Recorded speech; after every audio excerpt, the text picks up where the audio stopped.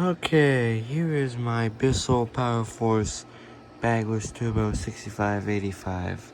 I'm not going to be running it tonight, it's kind of late, but I will be telling you some things that you can face with vacuum cleaners. So, almost all vacuums can clog, and there can be a few consequences if you do not unclog it. Now, this vacuum was part of my childhood, and it pretty much was my grandmother's vacuum, and I was using it for a long time. Then it clogged up, and I kept using it, and then it finally died. It gave up, motor burned out because of it was clogged. Then I went to this one guy's place where he was selling vacuums, and I found the same exact model. It was a 6585, and that's basically where this one sits.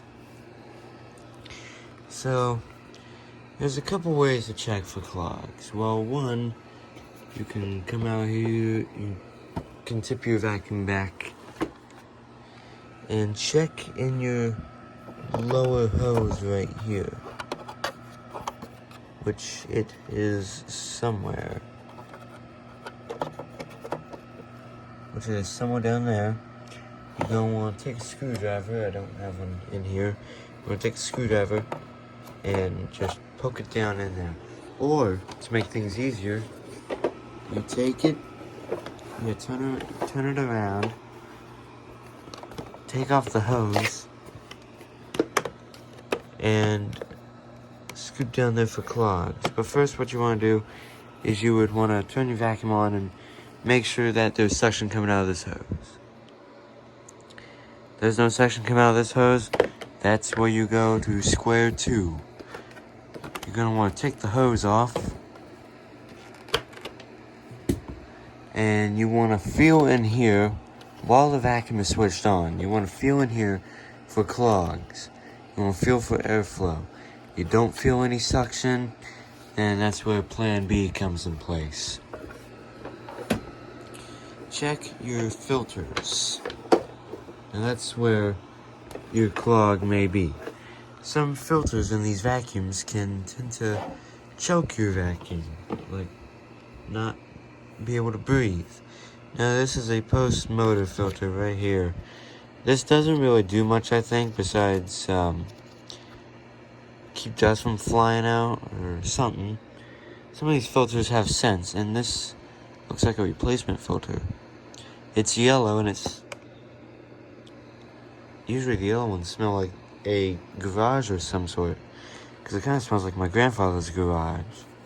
What you want to check next is, you could check that for one, and you could take your cyclone piece, check for any hair wraps or something in there, check your post-motor filter, make sure nothing is lodged into the motor, make sure that's all cleaned off, and it is most important, I'm going to air this out right now, it is most important to check on this filter.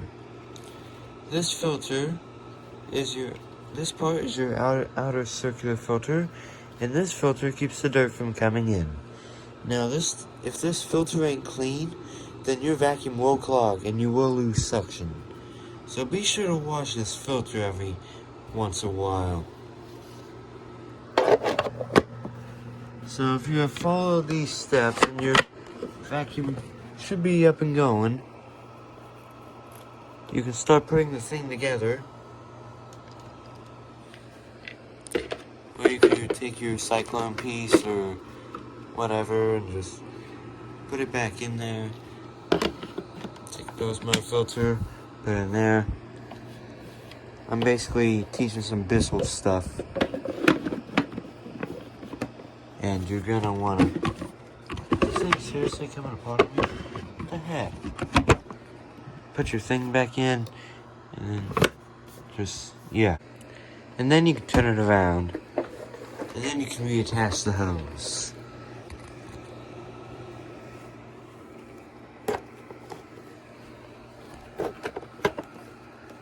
Really awkward doing this one hand.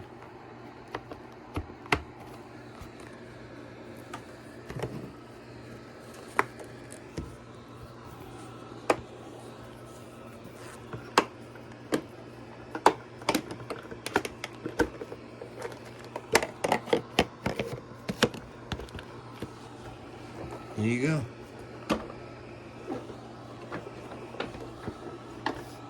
Now the vacuum is all put back together. That's basically how you resolve that issue. If you don't do that, and if you keep running your vacuum continuously with a clog, your motor will burn out. It will burn out and your vacuum will no longer function.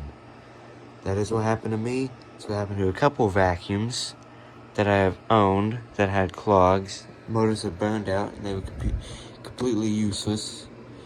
So, yeah. I hope this video is helpful. Yeah, I hope this video is helpful, and keep your vacuums all healthy, people. I'll see you all in the next video. See ya.